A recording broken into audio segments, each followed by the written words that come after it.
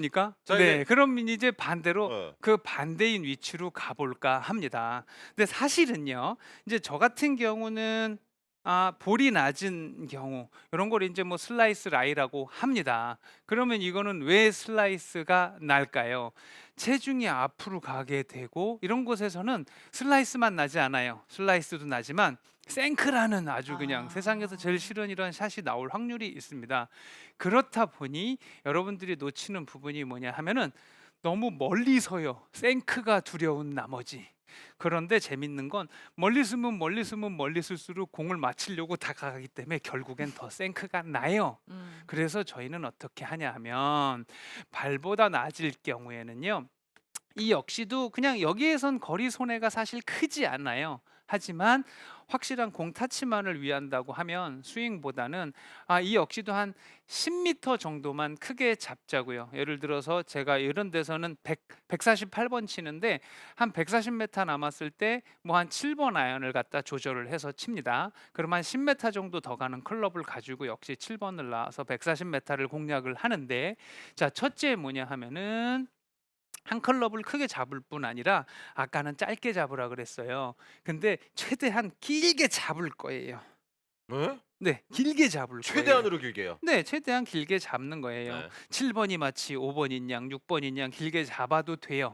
최대한 길게 잡으려고 노력을 할 거고요.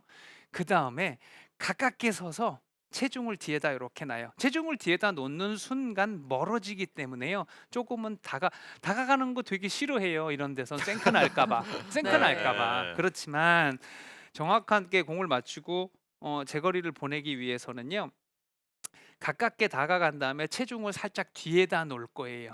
그럼 평상시보다 무릎이 조금 더 구부러지겠죠. 네. 네, 이렇게 가깝게 서서 뭐냐, 내 손과 몸이 굉장히 가깝게 다녀야지라는 거를 백 어드레스, 백스윙 맞을 때까지도 손이 몸에 가깝게 있자라는 생각을 해요. 저는 간혹 막 이렇게 심한 데 있잖아요. 심한 데 있을 때는 허벅지에 단적도 있어요, 들면서. 음. 진짜로요. 그래서 그렇게 가깝게 쓰려고 노력을 합니다. 사실 이런 곳에서는 뭐 저는 페이드도 칠 수 있고 드로우도 칠 수 있고 컨트롤은 하긴 하지만, 여러분들께서는 좀 더 쉽게 가자, 복잡하게 가기 싫다, 그러면 이 역시 그냥 그린 왼쪽 요것도 한 핀에서 뭐 거리에 따라 틀리겠습니다마는 한 요것도 130에서 160 사이는 요것도 한 10m 정도 왼쪽을 보셔요.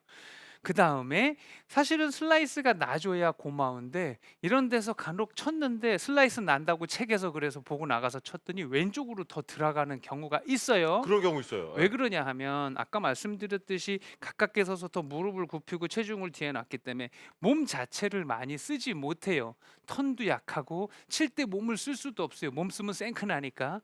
그래서 손으로 딱 치기 때문에 손이 빨리 펴져서 왼쪽으로 더 들어가는 경우도 있단 아. 말이에요. 음. 사실 프로들도 제가 갤러리를 이렇게 하러 가면 훅이 나서 왼쪽으로 가서 이런 데 섰어요. 그런데 홀이 도그렉으로 왼쪽 홀이야. 참 애매한 거예요. 여기서 훅을 치기는 어렵고 갈 길은 먼데, 그래서 이런 데서 우측으로 가면 오비가 나고 그거는 싫어서 맞췄더니 또 산으로 들어가, 가서 쳤는데 또 산으로 들어가, 이런 경우를 몇 번이나 봤단 말이에요. 확실하게 이런 거는 내놓고 치는 부분도 굉장히 좋습니다.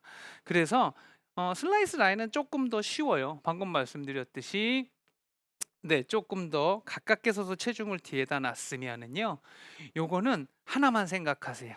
자, 이렇게 뒤에다 놓고 뒤에다 놓고 뒤에다 놓고 머릿속에다가 뒤에다 놓은 상태에서 치는 건데, 여기서 조금만 공 가는 게 궁금하면 다 탑볼로 왕스릴 슬라이스가 확 날 거예요.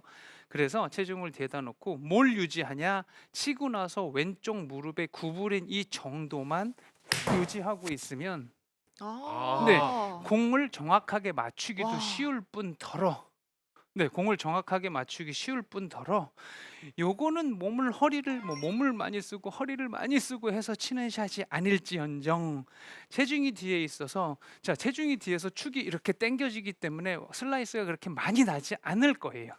네, 체중을 뒤에다 놓고 손은 몸하고 가깝게 쓰되 여기서 조금만 들여다보면 생크입니다.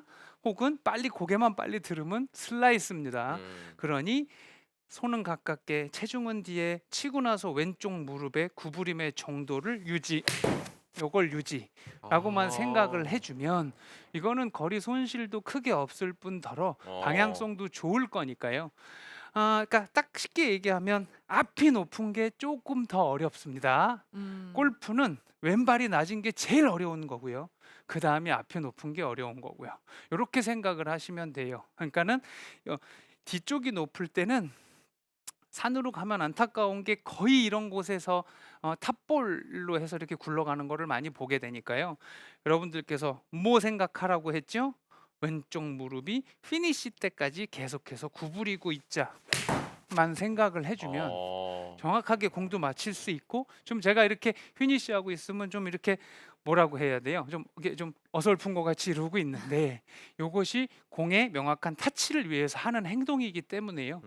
앞이 음. 높건 뒤가 높건 옆이 높건 일단 중요한 건 정확한 터치라고 하잖아요. 음. 옛날에 뭐 타이거 우즈가 막 그 우승을 막 몇십 번 하고 그럴 때 뭐라고 했냐면 저 나만큼 치는 선수는 되게 많은데 내가 중요시 하는 건 100%의 명확한 타치를 중요시한다라고 했었어요. 아. 그러니까 어느 상황에 가도 정확하게 맞출 수 있는 능력이 높은 사람이 그 중에 헤드인 거죠. 음. 그렇죠. 그러니까 여러분들께서도 거리 욕심보다는 명확한 타치로 인해서 내가 생각하고 구상한 어떤 샷들이 나올 때의 그 쾌감을 한번 느껴보시기 바라고요.